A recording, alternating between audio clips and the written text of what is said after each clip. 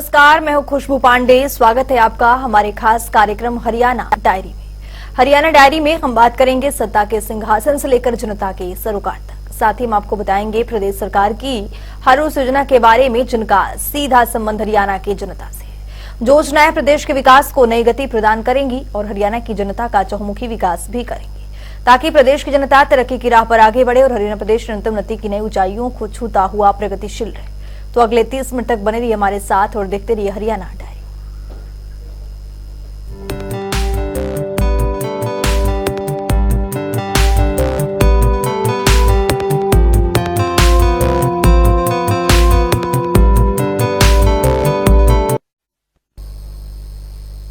भविष्य के हरियाणा का खाका खींचते हुए मुख्यमंत्री मनोहर लाल ने बतौर वित्त मंत्री अपने कार्यकाल का 5वां बजट पेश कर दिया है, जिसमें हरियाणा की प्रगति और उन्नति पर विशेष जोर दिया गया है। 2024-25 के इस मनोहर बजट में हर वर्ग का विशेष ख्याल रखा गया है। इस पूरी रिपोर्ट के जरिए आप देखिए। हरियाणा विधानसभा के बजट सत्र का आज चौथा दिन है। आज मुख्यमंत्री मनोहर लाल ने बतौर वित्त मंत्री सदन में 2024-25 का बजट पेश किया है। मुख्यमंत्री मनोहर लाल ने कहा कि मेरे लिए लगातार 5वीं बार बजट पेश करना गर्व की बात है। इसके साथ ही मुख्यमंत्री ने राम मंदिर निर्माण को लेकर प्रधानमंत्री का सबसे पहले धन्यवाद व्यक्त किया। मैं इस सम्मानित सदन के समक्ष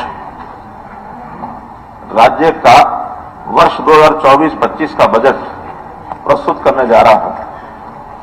माननीय अध्यक्ष महोदय, इस सरकार का लगातार 5वां बजट प्रस्तुत करना मेरे लिए सौभाग्य और सम्मान की बात है।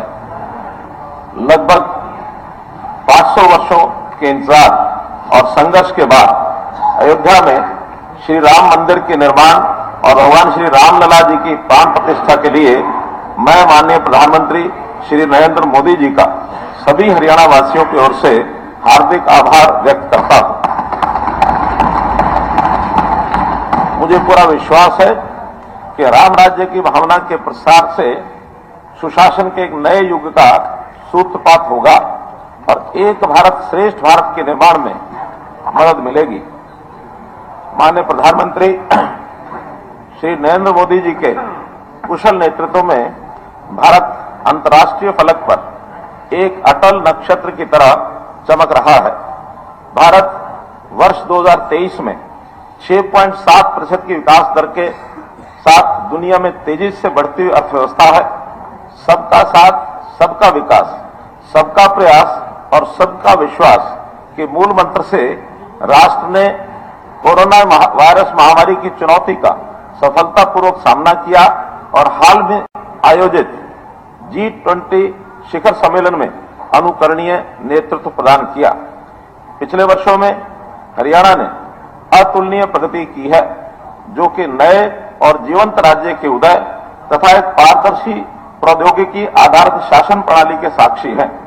सरकार ने सामाजिक और भौगोलिक समावेशता के लिए काम किया है, जिसमें समाज के सभी वर्गों, राज्य के सभी क्षेत्रों का बिना किसी पूर्वाग्रह या भेदभाव के विकास किया जा रहा है। माननीय अध्यक्ष महोदय, वर्ष 2047 तक के अगले 2 दशक अमृत काल के हैं। इस काल में भारत दुनिया के अग्रणी विकसित देशों में से एक होगा, पुनः विश्व गुरु बनेगा। विकसित भारत की इस यात्रा में विकसित हरियाणा एक महत्वपूर्ण भूमिका निभाएगा। विकसित भारत और विकसित हरियाणा की नींव हमें सामूहिक प्रयासों और ठोस कार्य योजना से रखनी होगी।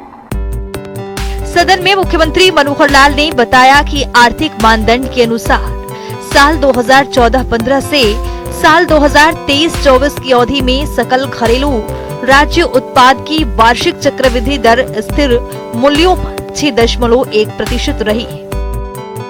वृत्त आर्थिक मापदंड। माननीय अध्यक्ष महोदय, वर्ष 2014-15 से वर्ष 2023-24 की अवधि में सकल घरेलू उत्पाद की वार्षिक चक्रवृद्धि दर स्थिर मूल्यों पर 6.1% रही है,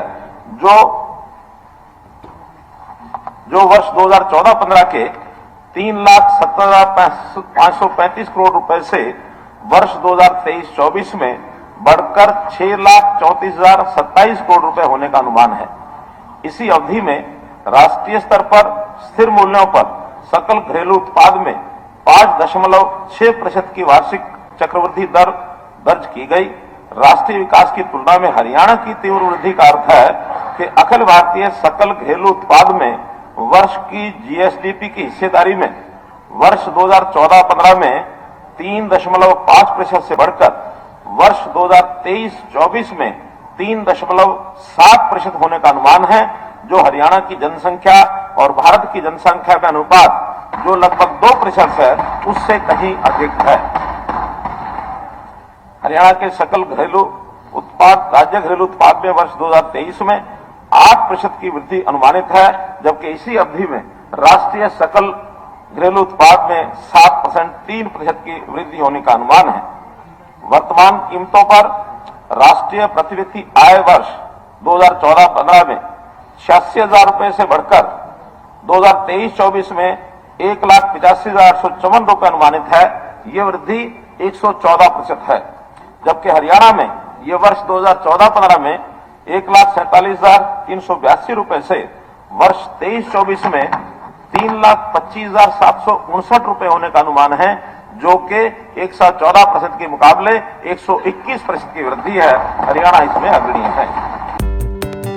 सदन में मुख्यमंत्री मनोहर लाल ने अपने बजट भाषण किसानों का जिक्र किया है। उन्होंने कहा है कि किसान 30 सितंबर 2023 तक का कर्ज 31 मई 2024 तक जमा कराते हैं, उनका ब्याज और पेनल्टी माफ होगा। सीएम ने कहा है कि मैं किसान हूँ, किसान का बेटा हूँ, किसान के दर्द को भली भांति समझता हूँ। माननीय अध्यक्ष महोदय, किसान राज्य की अर्थव्यवस्था की रीढ़ है। हमारे किसानों की कड़ी मेहनत और परिश्रम के कारण हरियाणा राष्ट्रीय खाद्य सुरक्षा सुनिश्चित करने में प्रमुख योगदान करता है। सरकार ने किसानों के लाभ के लिए कई कदम उठाए हैं, जिसके परिणाम स्वरूप 2023-24 में कृषि उत्पादन 8.1% की दर से बढ़ा है, जो कि देश में सर्वाधिक है। अध्यक्ष महोदय, हमारी ये जो प्राथमिक ग्रामीण ऋषि समिति यानी पैक्स ऋण समितियां पैक्स के माध्यम से किसानों को ऋण दिए जाते हैं। मैं 30 सितंबर 2023 तक लिए गए फसली ऋण पर 31 मई 2024 तक मूलधन का भुगतान करने पर ब्याज व जुर्माने की माफी की घोषणा करता हूं। जो डिफॉल्टर हैं, उनकी संख्या भी इस समय 5,47,900 किसान हैं, जिनका मूलधन तो 2140 करोड़ रुपया है, लेकिन उनके पर ब्याज और पेनल्टी इस समय बकाया 1739 करोड़ रुपया हो गई है। इनको 1739 करोड़ रुपए की छूट की घोषणा करता हूं। बजट भाषण के दौरान मुख्यमंत्री ने बताया कि वृद्धावस्था सम्मान भत्ता और संबंधित पेंशन अब बढ़कर 3,000 रुपए प्रति माह हो गई, जो दिसंबर 2014 में 1,000 रुपए मासिक थी। ये लाभार्थियों की संख्या 22.62 लाख थी, जो अब बढ़कर 31.51 लाख हो गई है। ये भी 1.5 गुना हो गई है। सरकार ने वृद्धावस्था सम्मान भत्ता, दिव्यांग पेंशन, 40 वर्ष से अधिक आयु के विधुर और 45 वर्ष से अधिक आयु के अविवाहित, इनको भी पेंशन देने का फैसला किया है और इनको भी प्रोएक्टिव मोड में परिवार पहचान पत्र के माध्यम से क्रियान्वित करके ये सुविधा लाभार्थियों के घर द्वार तक पहुंचाई गई है। प्रोएक्टिव मोड के माध्यम से पिछले 18 महीनों में 2.14 लाख से अधिक वृद्धावस्था सम्मान भत्ता लाभार्थियों की पहचान की गई है, जो पिछले एक वर्ष में 5,940 से अधिक दिव्यांग पेंशन लाभार्थियों की पहचान की गई। सरकार का अगले 3 महीनों में प्रोएक्टिव पेंशन प्रावधान को अन्य योजनाओं जैसे कि विधवा बहनें, निराश्रित महिला पेंशन, 40 वर्ष से अधिक आयु के विधुर, 45 वर्ष से अधिक आयु के अविवाहित की पेंशन, निराश्रित बच्चों को वित्तीय सहायता और स्कूल न जाने वाले दिव्यांग बच्चों को वित्तीय सहायता की स्कीमों तक बढ़ाने का प्रस्ताव है। जो वरिष्ठ नागरिक कर्मचारी भविष्य निधि का लाभ प्राप्त कर रहे हैं, उन्हें अब तक वृद्धावस्था सम्मान भत्ता ये नहीं दिया जाता है। कई ऐसे मामले भी सामने आए हैं जहां ईपीएफ पेंशन 3,000 रुपए प्रति माह से भी कम है। मैं ऐसे पेंशनधारियों को लाभ प्रदान करने के लिए वृद्धावस्था सम्मान भत्ता योजना में संशोधन करने का प्रस्ताव करता हूं, ताकि सरकार द्वारा दिए गए भत्ते और ईपीएफ पेंशन का कुल योग 3,000 रुपए प्रति माह या समय समय पर संशोधित वृद्धावस्था सम्मान भत्ते के बराबर हो जाए, ताकि वो कमी को पूरा कर दिया जाए। मुख्यमंत्री मनोहर लाल ने सदन में बताया है कि दयालु योजना के शुभारंभ के बाद वित्त वर्ष 2023-24 में अब तक 8,087 लाभार्थी परिवारों को 310 करोड़ रुपए की वित्तीय सहायता प्रदान की गई है। गरीब परिवारों के 6 वर्ष से 60 वर्ष की आयु के सदस्य की मृत्यु होने पर दयालु योजना के अंतर्गत वित्तीय सहायता प्रदान करने के लिए परिवार पहचान पत्र के आंकड़ों के आधार पर क्रियान्वित की जा रही है। योजना के शुभारंभ के बाद वित्त वर्ष 23-24 में अब तक 8,067 लाभार्थी परिवारों को 310 करोड़ रुपए की वित्तीय सहायता प्रदान की गई है। माननीय अध्यक्ष महोदय, हमने एक योजना डिफॉल्ट वाले बिजली उपभोक्ता इनके लिए शुरू की थी, जिसमें डिफॉल्ट करने वाले सबसे गरीब परिवार डिफॉल्ट राशि की छूट के पात्र होंगे, जिनकी परिवार पहचान पत्र में सत्यापित आय 1 लाख रुपया प्रति वर्ष तक है। जो डिस्कॉम के घरेलू उपभोक्ता हैं या थे, जिनकी बिजली की औसत मासिक आय पिछले 12 महीनों में 150 यूनिट प्रति माह तक है, वे 2 या अधिक बिलिंग चक्रों के लिए डिफॉल्टर हैं। इस योजना के तहत जनवरी 24 तक 15,476 उपभोक्ताओं को लाभ मिला है, जिनकी कुल 74 करोड़ रुपए की राशि माफ की गई है। मुख्यमंत्री मनोहर लाल ने बताया है कि मुख्यमंत्री अंत्योदय परिवार उत्थान योजना के तहत मेलों की 5 दौर आयोजित किए गए और कुल 89,387 आवेदन संवैधानिक रूप से स्वीकृत किए गए। सरकार ने सबसे गरीब परिवारों के आय को कम से कम 1,80,000 रुपए प्रतिशत करने के उद्देश्य से मुख्यमंत्री अंत्योदय परिवार उत्थान योजना ये शुरू की गई है। मेले लगाए गए, इसमें 89,000 आवेदन विभागों द्वारा प्रेषित किए गए, 50,000 से अधिक ऋण बैंकों द्वारा स्वीकृत किए गए हैं, जिसमें से 38,568 ऋण ये वितरित किए जा चुके हैं। हरियाणा अंत्योदय परिवार योजना, एब्रीवेशन में इसका नाम रखा है हैप्पी, की घोषणा करते हुए खुशी हो रही है, जिसमें गरीब परिवारों को हरियाणा रोडवेज की बसों में सालाना 1,000 किलोमीटर तक मुफ्त यात्रा का लाभ दिया जाएगा। इस योजना के तहत मुफ्त यात्रा का लाभ 1 लाख रुपए तक की वार्षिक आय वाले 22.89 लाख परिवारों को मिलेगा, जिनमें लगभग 84 लाख लोग शामिल हैं। लाभार्थियों को हरियाणा रोडवेज बसों में मुफ्त यात्रा करने के लिए ई टिकटिंग प्रणाली से जुड़ा एक स्मार्ट कार्ड जारी किया जाएगा। इस योजना पर लगभग 600 करोड़ रुपया खर्च होने का अनुमान है। मुख्यमंत्री ने बताया है कि चिरायु आयुष्मान भारत का लाभ उन परिवारों को देना शुरू किया गया था, जिनकी परिवार पहचान पत्र में वार्षिक आय 1,80,000 रुपए से 3 लाख रुपए तक थी। चिरायु आयुष्मान भारत प्रधानमंत्री जन आरोग्य योजना का लाभ नवंबर 2022 में गरीबी रेखा से नीचे के सभी परिवारों को प्रदान किया गया है, जिनकी परिवार पहचान पत्र में सत्यापित वार्षिक आय 1.8 लाख रुपए तक है। वर्तमान में 45 लाख से अधिक परिवार आयुष्मान भारत के लाभार्थी हैं। 1.11 करोड़ आयुष्मान भारत कार्ड उपलब्ध करवाए गए हैं। 22-23 में 2.67 लाख लाभार्थियों को 385 करोड़ रुपए की सहायता ये प्रदान की गई थी। वर्ष 23-24 में अब तक 5.21 लाख से अधिक व्यक्तियों को 765 करोड़ रुपए की वित्तीय सहायता प्रदान की गई है। मुझे यकीन है कि सरकार द्वारा उठाया गया कदम सभी गरीब परिवारों के साथ खड़े रहने की अपनी प्रतिबद्धता को दोहराता है और जरूरत के समय उनके स्वास्थ्य की देखभाल का पूरा खर्च ये सरकार पूरा करेगी। माननीय अध्यक्ष महोदय, प्रधानमंत्री जी ने अयोध्या में पवित्र मंदिर में श्री रामलला की प्राण प्रतिष्ठा के दिन ही 22 जनवरी 2024 को प्रधानमंत्री सूर्योदय योजना शुरू की, जिसके तहत मध्यम वर्ग और गरीब परिवार के लोगों के घरों की छतों पर रूफटॉप सौर पैनल स्थापित किए जाएंगे। इससे ये वर्ग पर्याप्त बिजली पैदा करके बिजली के उत्पादन और उपयोगकर्ता दोनों बनेंगे। इनका बिजली का बिल कम होगा। केंद्र सरकार द्वारा 2 किलोवाट के पैनल के लिए 60,000 रुपए की सब्सिडी ये प्रदान की जाएगी। मैं ऐसे 1 लाख गरीब परिवार जिनकी औसत मासिक बिजली खपत 200 यूनिट तक है और जिनकी परिवार पहचान पत्र में वार्षिक आय 1.8 लाख रुपए तक है के लिए 50,000 रुपए तक की अतिरिक्त सहायता योजना शुरू करने का प्रस्ताव करता हूं। सदन में ये मुख्यमंत्री मनोहर लाल का वित्त मंत्री के तौर पर प्रदेश का 5वां बजट था, जो हरियाणा और हरियाणा वासियों को उज्जवल भविष्य की तरफ ले जाएगा। जनता टीवी के लिए चंडीगढ़ से पवन सिवर की रिपोर्ट। वहीं मुख्यमंत्री मनोहर लाल ने बजट पेश करने के बाद प्रेस वार्ता को संबोधित किया। इस दौरान मुख्यमंत्री ने बताया कि इस बार के बजट में 11.37% तक की वृद्धि रही है, जिससे प्रदेश विकास के पथ पर अग्रसर हो पाएगा। इस पूरे रिपोर्ट को देखिए। हरियाणा विधानसभा के बजट सत्र के बाद मुख्यमंत्री मनोहर लाल ने प्रेस वार्ता को संबोधित किया। इस दौरान मुख्यमंत्री मनोहर लाल ने बजट को लेकर बताया कि पिछले साल 23 फरवरी को बजट पेश किया था और आज भी 23 फरवरी। पिछले साल के मुताबिक इस बार के बजट में 11.37% तक की वृद्धि रही है। पहली बात तो यह है कि वित्त मंत्री होने के नाते मुझे 5वां बजटीय 5वीं बार इस बजट को प्रस्तुत करने का मौका मिला।